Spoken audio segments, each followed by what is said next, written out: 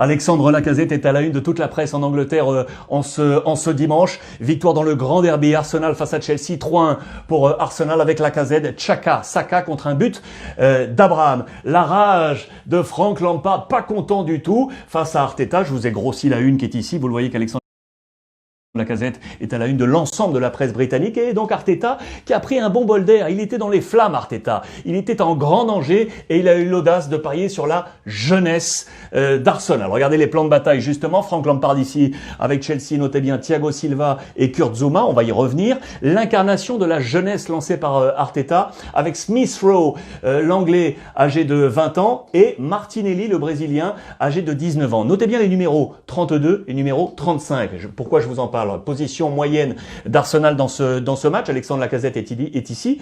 32 et 35. Les deux hommes ont connectés et sont venus travailler notamment ici sur le côté de Kurt Zouma. Voilà la position moyenne et de Thiago Silva et de Kurt Zouma. Et je vous ai mis les zones d'activité des deux centraux de Chelsea. Vous allez comprendre pourquoi. Regardez cette zone d'activité ici de Thiago Silva avec le numéro 6 et celle de Kurt Zouma que vous voyez beaucoup plus défensive uniquement dans cette zone. Pourquoi? Parce que les deux jeunes joueurs d'Arsenal sont venus travailler sur lui. Ça a été l'une des clés de cette victoire des hommes d'Arteta pour qui donc ça fait du bien de sortir un peu de la période très difficile qu'il était en train de vivre. On file en Italie avec Milan. Regardez dans les colonnes de la Gazzetta dello Sport, Milan serait la capitale du football européen. On a fait un calcul tout simple. On a additionné les points des deux clubs de la ville avec Milan et l'Inter. Ça nous fait 67 points. On a fait l'équivalent avec Madrid, l'Atlético et le Real. 64 points. En deçà, l'équivalent avec Liverpool-Everton, 60 points. Manchester avec United et City, 53 points.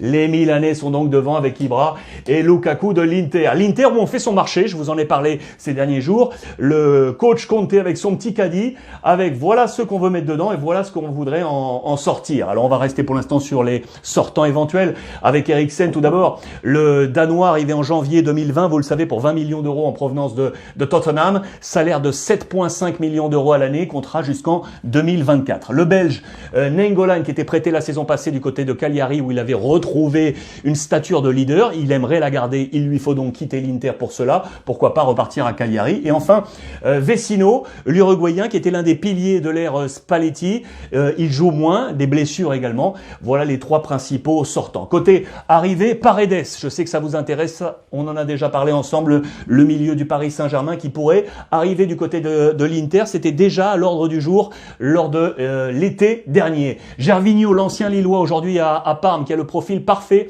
pour être le quatrième attaquant de l'Inter. Il a marqué un doublé d'ailleurs à San Siro face aux Bleus et Noirs il y a quelques jours. Il a tapé une nouvelle fois dans l'œil de Conte. Et puis enfin, Papo Gomez, l'attaquant un peu plus vieux de l'Atalanta. Il pourrait venir, oui, si et seulement si, à coût zéro. Voilà les principales tendances du mercato de l'Inter. Le mercato toujours avec la Juventus de Turin. Il y a deux noms là qui circulent à la une ce matin de Tuttosport. Merci à Pipo Genin qui m'a transmis toutes ces informations. Avec notamment l'attaquant espagnol du Napoli, l'ami Llorente, 35 ans. Il a déjà joué à la Juve, vous le savez, de 2013 à 2015, 2 saisons. Valeur marchande actuelle, 2 millions d'euros. Mesut Özil, lui, en difficulté du côté d'Arsenal, international allemand, 32 ans, qui a déjà joué avec Cristiano, non pas à la Juve, mais au Real Madrid, 2010 à 2013, 3 saisons. Valeur marchande actuelle, 5 millions d'euros. Mercato Juventus. Mercato toujours ici avec l'AS Roma. Ça peut vous intéresser ça parce que Rome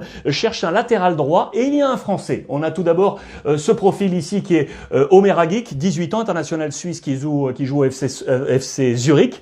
Principalement un défenseur central, mais qui peut jouer sur le poste de latéral droit. Ici, avec Frimpong, l'international hollandais des moins de 20 ans, qui joue au Celtic Glasgow, formé à Manchester City.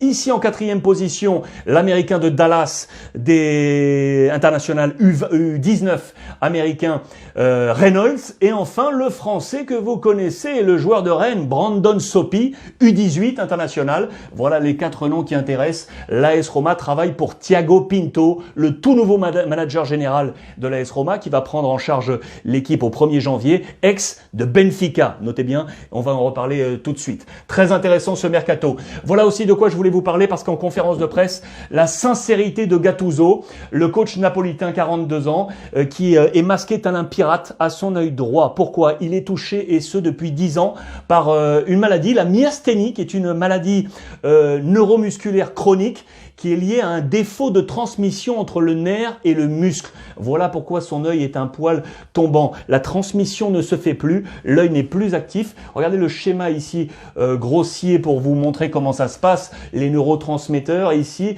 avec le muscle. Ici, ces liaisons ne se font plus. Voilà pourquoi son œil est tombant. Il a été intervention chirurgicale. C'est la 3e fois qu'il a aussi mal en 10 ans. Donc du coup, il est en train, ça y est, de se faire soigner. L'ami Gattuso, sincérité pour lui en conférence de presse. Je vous ai parlé tout à l'heure de Thiago Pinto, qui a donc quitté Benfica pour aller rejoindre l'AS Roma. Pourquoi je vous en parle? Il y a quelques jours, la Supercoupe au Portugal entre Porto et Benfica, victoire de Porto 2-0. Normalement, Thiago Pinto est assis aux côtés de Jesus, le coach. Là, il était donc pas là, absent. Un homme s'est assis à ses côtés, l'ancien capitaine, Luizão, qui est aujourd'hui un homme important puisqu'il est le directeur technique de Benfica. Il est amené à devenir ce grand manager général. Sauf que, au terme de la rencontre, l'ami Luizão a eu une attitude très surprenante, même pour Jesus. Il est sorti un poil de ses gonds, il est venu invectiver tout d'abord, lui, cet homme que vous connaissez, Rui Costa, membre du directoire de Benfica, et ensuite, il est allé s'adresser aux joueurs, vous les voyez, le doigt comme ça, pointant les différents joueurs. Lui qui devait rester un poil dans l'ombre, c'était sa première sur le banc, il a été très exaltant, peut-être de trop pour l'ensemble de l'organigramme de Benfica qui est aujourd'hui, vous le voyez, sous haute tension. On nous dit dans la presse et notamment à Bola que le président Luis Felipe Vieira va mettre des points sur les i, va bien définir les postes de chacun. On verra si Luizão viendra ou non à s'asseoir de nouveau sur le banc de Benfica aux côtés de Jesus. En parlant de Benfica toujours, Jesus veut justement des hommes nouveaux au transfert. Il cherche un milieu défensif. Il y a 2 profils qui sont ciblés à la une de Record. Regardez ça avec William Arao, 28 ans, brésilien qui joue à Flamengo depuis 2016, et un homme que vous connaissez un peu plus, c'est William Carvalho, 28 ans, lui aussi, le portugais qui joue du côté du Betis Séville depuis 2018.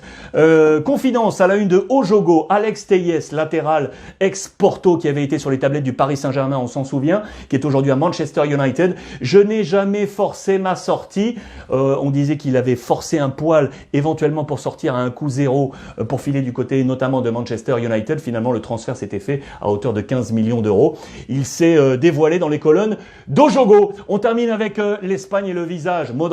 Modric, les amis. 1 an de plus. 2022. La confiance du président Florentino Pérez pour le Ballon d'Or. Le plus vieux joueur du Real Madrid, 35 ans, qui va donc prolonger jusqu'en 2022. Ça fera une décennie. Il était arrivé en 2012, on s'en souvient, en provenance de Tottenham pour 35 millions d'euros. Il va donc rester au Real à la une de Marca. Il est à la une, lui, de AC Llorente, le jeune ex-Real Madrid aujourd'hui, pilier important de l'Atlético Madrid. Il est l'un des meilleurs buteurs, le 3e meilleur buteur du club avec João Félix et Luis Suarez, le 5e joueur le plus utilisé, homme très important. Et on termine avec les infos Barça, avec tout d'abord l'assaut final pour aller chercher un défenseur central, Eric Garcia, l'international espagnol de Manchester City.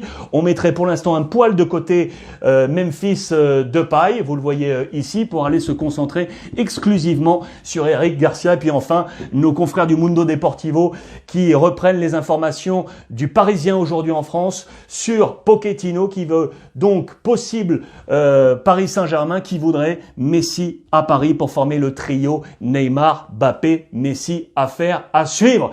À la une de Mundo Deportivo. Voilà les amis pour l'information de ce dimanche. Profitez de cette fin de journée, fin de week-end. On démarre lundi une nouvelle semaine et en attendant, comme d'habitude, profitez des vôtres.